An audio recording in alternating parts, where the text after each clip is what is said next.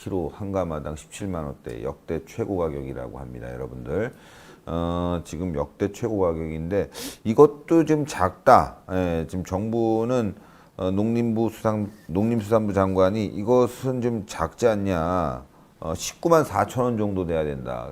쌀값이 더 올라갈 가능성이 있습니다. 역대 최고치인데 19만 원. 그래서 뭐 쌀값이 물가에 무슨 영향을 주냐? 그건 아니다. 이렇게 지금 변명을 하고 있는데 근데 왜 쌀이 남아돈다고 하는데 지금 쌀이 어디로 간 거죠? 왜 쌀값은 계속 오르는 거예요? 이거 도대체. 이게 이제 여러분들 이렇습니다.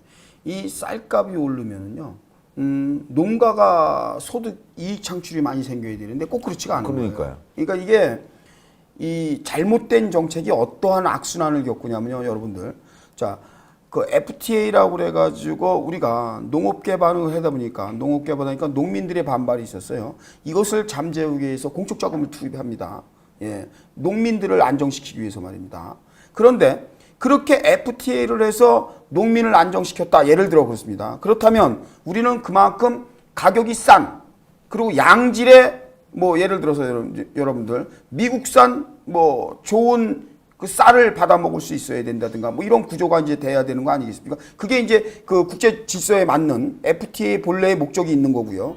또 경기는 그렇게 흘러가야 되는 것인데 지금 미국과 그 한미 FTA는 지금 정체되어 있는 상황에서 지금 그동안의 추곡 수매 뭐 이러한 그 경기 부양 체계에 의해서 대한민국이 보유하고 있는 쌀은 많이 있었답니다. 창고에 곳간에 많이 쌓여 있었답니다. 그런데 여러분들 경기, 그러니까 수요 공급을 맞추기 위해서 이제 국가가 이적으로 개입을 하죠. 모든 게 그렇습니다. 농산물도 그렇고. 그런데 지금 이 정도로 고공 상승을 한다. 그러면은 정부는 안정을 시켜줘야 돼요. 그렇죠? 안정시켜주는 게 뭡니까? 곳간에 있는 쌀을 풀어야 될 거 아니에요. 그죠? 그러면 그 안정을 시켜주면은 농민들은 망하냐? 그렇지 않아요. 그런데 대한민국의 기현상은 뭐냐면요. 언젠가도 말씀을 드렸지만 그 산유국에서 기름을 많이 뽑아내도 그리고 국제 유가가 내려가도 한국의 기름값은 안 내려가고 농민들이 말이죠. 쌀값이 많이 올라가도 농민들의 소득은 이익 창출은 없어요. 농민들은 항상 힘들어요.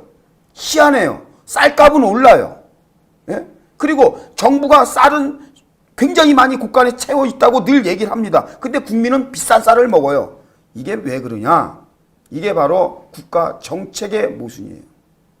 이게 정책적인 문제예요. 이게 정상적인, 그러니까 흔히 여러분들이 이렇죠. 기업은 말이죠. 자생적으로 스스로 자연스럽게 도는 겁니다. 그렇죠? 국가가 이쪽으로 개입하면 안 돼요. 이렇게라 저렇게라 경영에 참여해서도 안 돼요. 국가라는 것은 독재 국가가 아닌 다음에는. 그렇죠? 그런데 지금 그냥 순수하게 농민들이 열심히 농사 져가지고 지금 여러분들 농산물 수산물이요 30%에서 60%가 올랐어요. 제가 어제 보도 내용입니다. 이렇게 가다가는 추석 때 물가를 한번 상승해 보세요. 아주 아찔합니다. 빈혈입니다. 빈혈. 추석 때를 한번 생각해 보세요. 지금 이미 농산물 수산물이 그래요. 쌀도 지금 문제지만 쌀 외에 다른 농산물 수산물까지도 먹거리가 말이죠 30에서 60%다 고공 상승했단 말이에요. 그런데 그러면 고기 잡는 사람, 농사 짓는 사람이 그만큼 우리 국민들이 비싸게 사니까 돈이 많이 들어오느냐? 이게 아니라는 얘기예요. 이게 아니라는 얘기입니다. 이게 바로 이것이 악순환이 되면은요.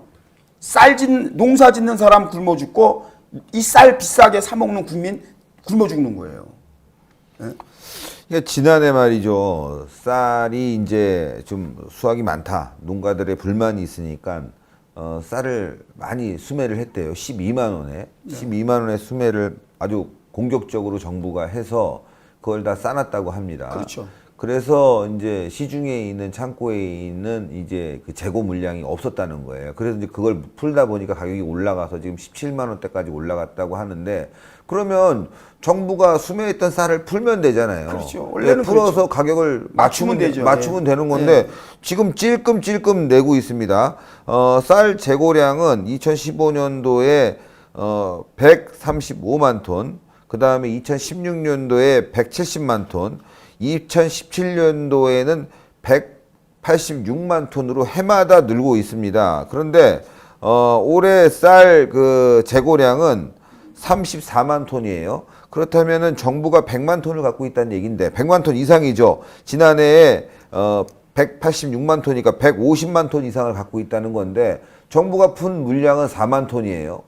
이럴 때 쌀값 비쌀 때 좀 풀어서 말이죠. 농민들, 아니, 우리 국민들의 이 가계고를 줄여줘야 되는 거 아니겠습니까? 도대체 150만 톤은 어디로 간 겁니까?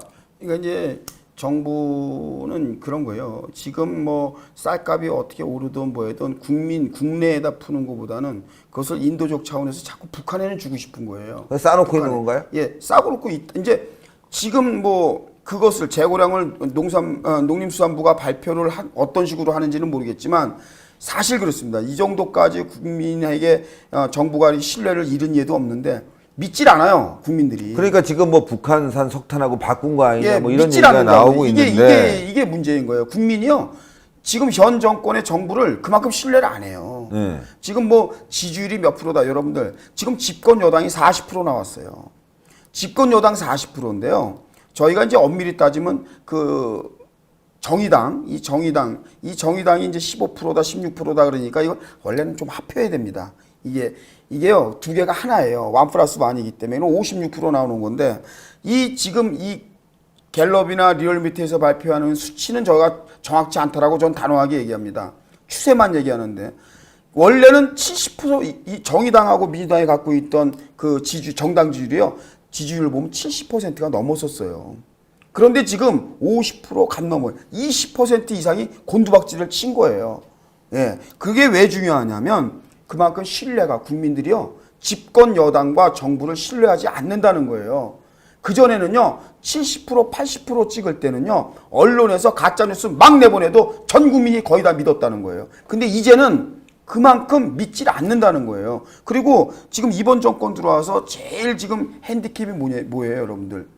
아킬레스건이 경제예요, 경제라고요. 지금 여러분들 부동산 정책 지금 이 정권 망한 거 여러분들이 아실 거예요. 예. 지금 부동산 세금은 종부세는 굉장히 올라갔죠. 그렇지만 실질적으로 뭐 저 주택 안정책이라든가 여러 가지 뭐 내놓고 있는데요. 여러분들 실질적으로 체감할 수 있는 게 아무것도 없어요. 국민들이 부동산 관련해서 경제. 근데 경제에서 지금 먹거리 얘기를 지금 신한수에서 꺼내는데요. 지금 수산물, 농산물, 공산품 여러분들 어떠한 것도 내리는 거는 뭐 저희가 하지만 전년 대비해서 말이죠. 상승폭이 4배, 심지어 8배까지 지금 올려고 하고 있어요. 올라가는 비율이. 이건 견딜 수가 없는 거예요. 거기다가 여러분들 최저임금제하죠. 또 뭐예요? 주 52시간 근무하죠. 그러니까 소득 창출할 돈을 벌 기회는 적어요. 그런데 최소한 우리가 필요 불가결한 정말 의식주 여기에 이제 국민들이 힘들어하니까 그러니까요. 여기서부터 이제 국민들의 이제 반감이 시작되는 겁니다. 그러니까 지난해 180만 톤의 쌀이 비축돼 있었고 또 정부가 공격적으로 수매를 했고 12만 원에. 근데 지금 쌀값이 17만 원이면 정부는 앉아서 돈 벌고 있는 거예요. 이거 풀면. 근데 안 풀고 있어요. 얼마 전에 4만 톤 풀었다고 하거든요. 자, 시중에 있는 건 지금 30만 톤이라고 합니다. 그러면 전체적으로는 지난해랑 똑같이 본다면은 180만 톤, 150만 톤을 지금 정부가 싸놓고 있다는 얘기인데 왜 안 풀고 있는지 도대체 이해를 할 수가 없어요. 그렇게 안 풀 바에는요. 공격적인 FTA를 통해서 양질의 다른 나라의 싼 식량을 공급을 받아야죠. 그러면 네. 국민이 그렇게라도 살아야 되는 거 아니겠습니까? 그러니까요. 그거는 막아놓고요. 그거 막는 이유가 뭐냐면 국내 농가를 지켜야 된대요. 근데 농가 지키는 게 아니라니까요. 지금 신 대표 얘기했지만 농가를 진짜 지키려면 농가는 그동안에 수매한 거 풀어야죠. 지난해 12만 원에 농가한테 수매를 거죠. 했어요. 네. 그런데 지금 17만 원이면 그러면 농가한테 거꾸로 5만 원 돌려줍니까? 아유, 아니잖아요. 농가한테 도움될 게 하나도 없다니까요. 그러니까 이 정권은 말이죠. 그럼 올해 17만 원대 사주는 겁니까? 그것도 아니잖아요.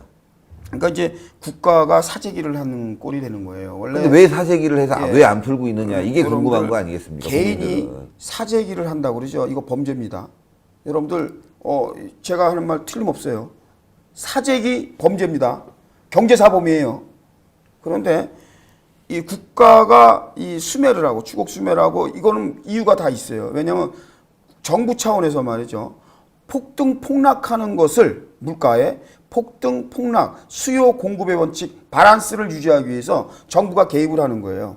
그래서 공적 자금으로 사들이기도 하고 샀을 때 또 폭등한다든가 이럴 때는 안정책을 쓰기 위해서 풀기도 하고 이것을 국가가 하는 거예요. 그런데 지금 국가가 이렇게 올라가는데도 나 몰라라 하는 데는 반드시 이유가 있는 거죠.